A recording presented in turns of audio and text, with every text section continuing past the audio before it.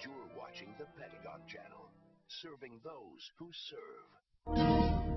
Plane crash. An Air Force training jet goes down in the Southern California desert, killing one and injuring another aboard. We'll have the latest. Contracting reform. The president signs a new law that changes the way the Pentagon acquires and develops weapon systems. We'll take a closer look. Silver screen, celebrating the successes and sacrifices of service members through the lens of a camera. We'll take you to the red carpet and hear from some of the filmmakers themselves.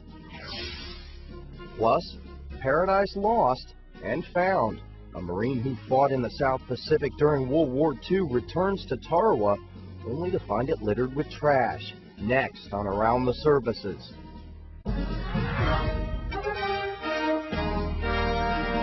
Now, proudly serving those who serve. And still ahead here on Around the Services, the last time one Marine was on Tarawa, the beach was littered with bodies. Now it's littered with something else disturbing. That story when we return. Welcome back. No doubt many World War II veterans will be remembered this Memorial Day, and one of them is Leon Cooper. He's a survivor of the Battle of Tarawa, and as part of an effort to produce a documentary about the tiny Pacific atoll, Leon recently went back to the battle site and was shocked by what he found. Leon Cooper was a young landing craft officer in November of 1943, and the United States launched an attack on Baishio, where the Japanese were deeply entrenched. But a low tide foiled their plans, forcing Marines to wade to the beach, and confusion over a planned air assault gave the Japanese time to react. Cooper still calls it a slaughter.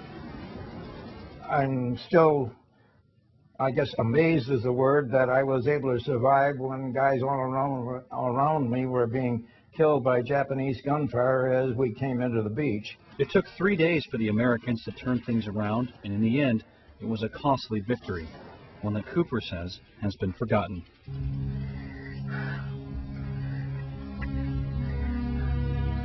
I didn't want to go back there for reasons now that you can understand. It was more than just the terrible memories.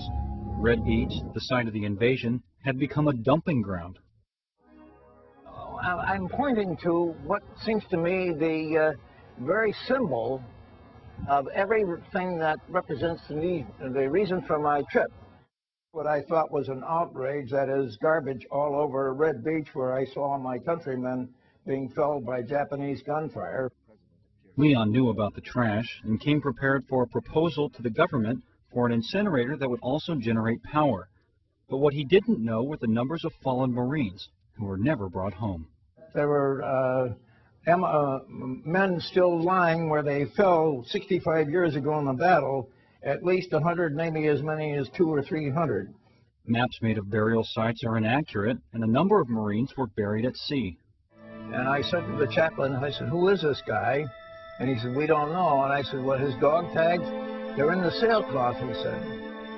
And I can't imagine anything more that needs to be said other than the absolutely absurd, ridiculous treatment, just absolutely indifferent treatment was given to all these guys who had died in defense of our country.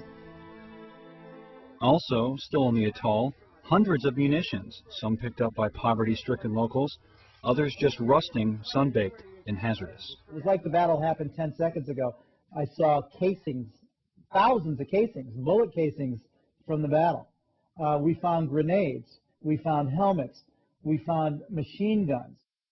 Now, cleaning up after America's victory and bringing home its dead are both part of Cooper's plan, along with a memorial on a pristine red beach in honor of his fallen comrades.